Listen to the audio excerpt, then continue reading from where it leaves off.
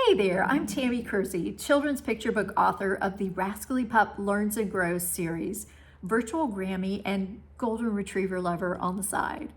So if you're like me, you always imagined living close to your grandkids, just popping over to help out when needed and enjoying hugs and snuggles in return. But then life had other plans. So if you're looking for ways to capture that bond that you always dreamed of, even from miles away, then I think you're really going to love this episode because you can still build something beautiful together. In fact, you can build a storytime legacy that your grandchildren will treasure forever and they will remember you for. So today I'm sharing 10 ways to make storytime unforgettable, even from a distance. So the first one is to just simply establish your weekly storytime routine. It's so important to have the consistency. Just pick the same day and time each week, something that works well for everyone, and then give it a fun name that they'll remember. Maybe the first time that you're together, you can decide on what the name is going to be, and it could be some silly way of combining their names with yours. But this turns story time into something that's uniquely theirs, and it's a tradition that they will come to look forward to every week. Number 2, create a family story album.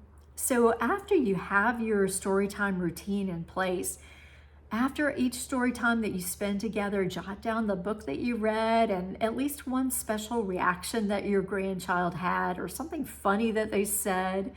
Record it and collect them into a journal or a shared photo album. And then over time, this becomes a tangible keepsake of your storytime journey together and something that they can look back on. Number 3, create a grandparents picks book club part of your storytime routine. Maybe once a month you could send or suggest a specific book. If you send something in the mail, you could tuck a little note inside that explains why you chose the book or why you think it may be special to them. Or get the parents in on it. They could take them to the library, they could check out the book, and then in that case, you could send them a quick little video clip about, again, why you chose the book or why you think it's special. Number 4, create an interactive story builders experience. So everyone talks about how, and I agree, you should definitely not just read to your grandchildren, but stop and ask them questions and find out what they're thinking about the story, what their opinions are.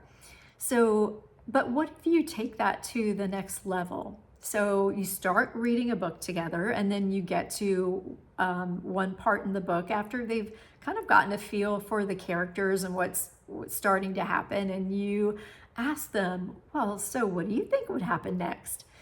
And then instead of just going back to the story, maybe then you add in what you think might happen after that. And the two of you could go back and forth and create your own story. Now, make sure you record this because you want to make sure you have the story that you've created together. And what I think would be really fun would be able to go back and compare the story you created to the story that you were starting to read together. I think that could be really fun. Number 5, a family story vault. So once a month, swap the picture book idea for your own family stories.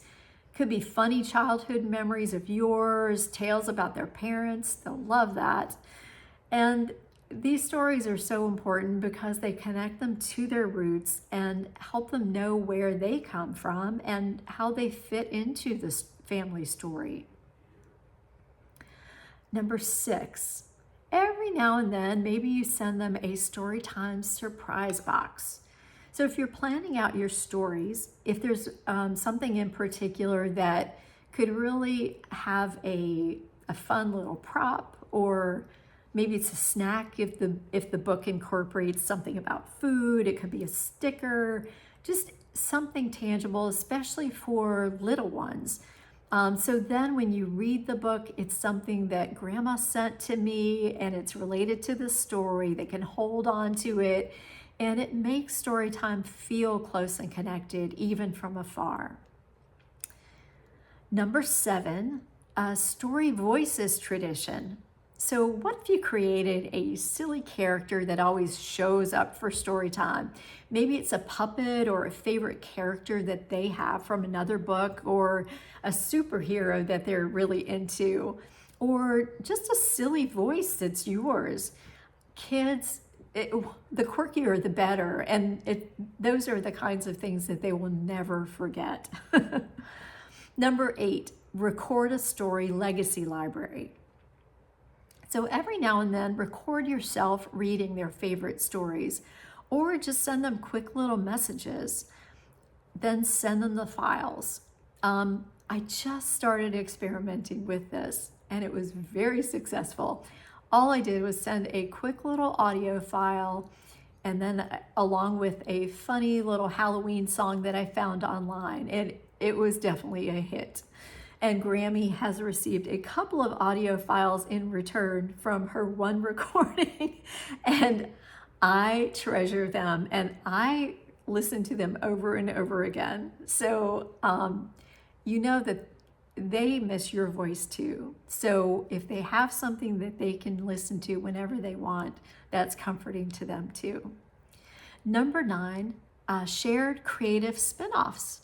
Maybe sometimes after reading together, you create something new. It could be just based on the story. It could be a fun little doodle or a drawing. You could draw something, they could draw something, and then you can mail your pictures to each other. It could be a silly rhyme that you come up with together, or a new ending for the book.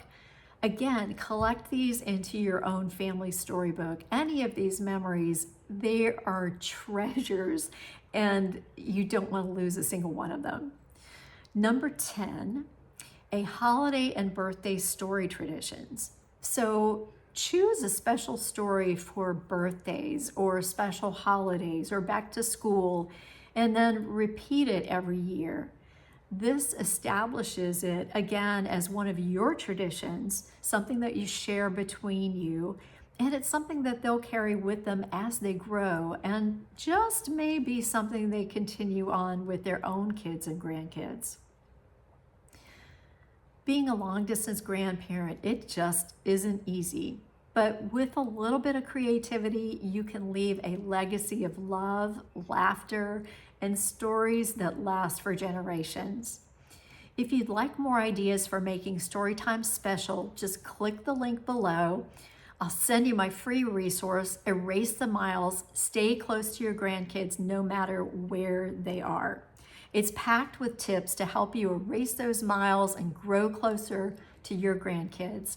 And make sure you don't miss it, because I've just updated the free guide to include even more value. I have added these 10 Storytime legacy tips plus 5 additional legacy building ideas to create Storytime memories that will be remembered and cherished always.